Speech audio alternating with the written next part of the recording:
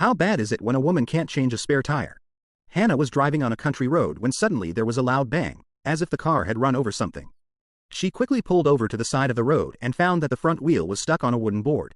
She pulled the board off with force, and there were two 40-meter-long nails on her fingertips. The car instantly deflated, and looking around, she saw many similar nails on the road. Hannah moved them all to the roadside, hoping to flag down a car for help, but in this deserted place, no one was willing to stop. Although there was a spare tire in the car, she didn't know how to change it. She thought of calling for help, but her phone had no signal. Just then, a pickup truck passed by and stopped voluntarily. Hannah thought she had met a good Samaritan. Little did she know, danger was slowly approaching. The driver was a big fat man. The fat man enthusiastically helped change the spare tire. But while he was squatting and working, his eyes kept wandering over Hannah, making her feel uncomfortable. She hurriedly looked elsewhere. At this moment, she noticed the nail board on the pickup truck. Could it be that the fat man placed them on purpose? Before she could figure it out, the fat man stood up and stopped. He walked up to Hannah and said, "I helped you change the spare tire. You need to wash my hair." Before Hannah could refuse, the fat man grabbed her neck and, crying, punched her unconscious. Then, in an abandoned room nearby, the fat man forcibly washed her hair. "Since the content is minimal and not easy, I'll just cut it out for everyone, haha." 30 seconds later, the fat man was satisfied and even danced a little. As it was getting dark, he carried the unconscious Hannah, walked for a while, and threw her into a puddle. After confirming she wasn't breathing, he dragged her by the hand into a bridge hole and left her there, making sure the fat man was gone. Hannah suddenly sat up from the water, holding her breath to play dead, allowing her to escape. After recovering in the bridge hole, she planned to crawl out from the other side. While struggling to crawl through the water, she discovered several female corpses, some just beginning to rot, others already reduced to bones. It seemed the fat man was a habitual offender. Soaking wet, Hannah returned to the surface, staggering back to the gas station, hoping to find her phone. Unexpectedly, the room was cleaned spotlessly by the fat guy, not even a hair was left. He tried to recall what happened, but he was physically and mentally exhausted and too emotional to remember anything. After calming down, he wrapped himself in a piece of cloth and went to the highway. At this moment, a car approached from behind. Covered in wounds, he walked on the road, and suddenly the headlights lit up behind him. He thought it was the fat guy's pickup truck again and hurriedly hid in the roadside bushes. Fortunately, the car drove past directly. After the car went far away, he returned to the road again. He saw a group of journalists playing around. He didn't go forward to seek help. He didn't want many people to see him in such a sorry state, so he kept walking. Not far ahead, he saw a small shop. He first tidied himself up in the restroom, then used the store's phone to call his home landline, leaving a voice message to recount the day's events as best as he could.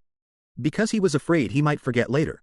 Seeing him disheveled, covered in wounds, and speaking incoherently about strange things, people around him gave him strange looks. After finishing his story, he planned to call the police, but after the police answered, he regretted it. He couldn't let the fat guy off so easily. Then, he used the phone to call a private car. Seeing him covered in wounds, the driver wanted to take him to the hospital, but he directly refused. Back home, he first changed the password on the door. Then, he found his gun and loaded it with bullets. After listening to his own message, he took a good shower. Hoping to wash away the filth left by the fat guy, after simply bandaging himself, he checked his injuries again. Fortunately, they weren't serious. This incident was a huge blow to him, and he could no longer work peacefully, often experiencing hallucinations. Thinking about his ordeal and the other girls who died, he vowed to report to the police, but now was not the time. At night, Hannah had to hold the gun to fall asleep. Thinking about the situation, she couldn't just let it go. She had to seek justice. She suddenly received a call from the hotel saying her car was at the hotel, hoping she could pick it up soon. When she arrived, the tire has been changed, and after the front desk verified his identity, they gave him his bag and keys. The front desk told him that there are often mysterious vehicles here, and they can't reach the owners by phone. Hannah inquired at the front desk about the fat man, but they had no recollection of him. On the way back, when he saw the car's navigation system again, he remembered something. On the day of the incident, the president of a book club invited him to give a lecture. When they were in the woods, the president enthusiastically set up the navigation for him, saying it would save an hour. He followed the navigation onto a small road, and then the tire got punctured. Could the president be connected to the fat man? Back home, Hannah went online to search for information. Seeing the president's photo, he was stunned. There was a resemblance to the fat man. Could she be the fat man's mother? Is she the one behind all this? Hannah decided to go see for herself. After finding the president's home address, she took a gun and flashlight and drove to the president's house at night. The moment the president saw her, he showed a look of terror. Hannah pointed the gun at him and asked, "Why did you do this? Is the fat man his son?" But even facing death, the president stubbornly refused to admit to anything. As they argued, the president threw a flower pot at her. While dodging, Hannah accidentally fell, and the gun dropped to the ground. The president hurriedly rushed forward to grab the gun, and with the advantage of his position, he managed to get it. Thinking he had the upper hand, he wanted Hannah to know the truth before she died, so he confessed his crime. He did it all to satisfy his beastly son. After speaking, he cried and pulled the trigger, aiming at Hannah, but there were no bullets in the gun. At that moment, Hannah punched the gun out of his hand and quickly grabbed a knife and stabbed it hard into the president's side. It turned out Hannah had intentionally let the president take the gun to make him confess the whole truth. Then, Hannah loaded the gun, turned up the TV volume, and as a flash of white light flickered inside the house, the president was off to drink the soup of forgetfulness. In the room, Hannah saw photos of the fat man and his brother. Based on the buildings in the photos, she went to a gas station and waited for several hours. Sure enough, she saw the truck of the fat man. While he went inside to buy something, Hannah intended to tamper with the truck. But the fat man quickly returned, so Hannah had to hurry back to her car. The fat man drove away, and just as Hannah was about to follow, a patrol officer came over to greet her. He noticed Hannah acting suspiciously and asked what was going on. After Hannah explained, the officer finally let her go. But by then, the truck was long gone. Hannah followed the road and soon spotted the truck again. After checking, she found no one there. Just then, a pickup truck approached, and she quickly hid by the door. Little did she know, there was a big hole in the room, constantly banging against the door.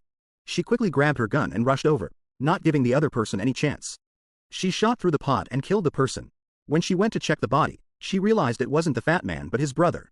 She had killed the wrong person. Wasn't this just senseless killing? Hannah began to blame herself. When she went inside to check, she saw a lot of photos on the wall, all of the fat man and his female victims, as well as the fat man and his brother together. At that moment, the printer printed out photos of Hannah and the fat man. It turned out the brother had been taking pictures from the side. Her guilt over killing the wrong person vanished. He deserved it. Following the sound, she arrived at a warehouse where the fat man was grinding something. Hannah didn't plan to shoot him immediately but wanted him to understand why he was dying. But before she could get close to the fat man, he had already noticed her, and a confrontation ensued. The fat man's thigh was shot, but Hannah wasn't in a hurry to kill him. She planned to torture him slowly. Then she shot him in the kidney. The fat man fell to the ground. When he got up, Hannah intended to shoot again, but she was out of bullets. She had to run out quickly. Even though the fat man was shot twice, he still tried to get up and chase her. As he reached the door, Hannah pinned him with a nail board to his head. You used a nail board on my tire, so I'll use a nail board on your head. Let's see whose head is tougher. You have to admit, the fat man was quite ruthless. Forcefully tore down the nailed board, and at this moment, Hannah loaded the gun with bullets again. The fat man wanted to drive away, but being shot, he couldn't even climb into the car. Hannah intended to finish him off with a shot, but the fat man hurriedly begged for mercy. Since you don't want to die, I'll spare your life, but you won't escape punishment. Hannah, crying, shot him in the groin. Next, enjoy living as a woman. After going back, she took a good shower, burned the photos of the fat man and herself, and then threw away her phone and gun. She chose to anonymously report to the police to help other girls find their families. After all this, she found inspiration for her new book. The movie, Big Driver, ends here. This film tells us that it's important for women to have a backup plan. It reduces trouble at critical moments. If you want to see more great movie reviews, please follow me. Bye-bye.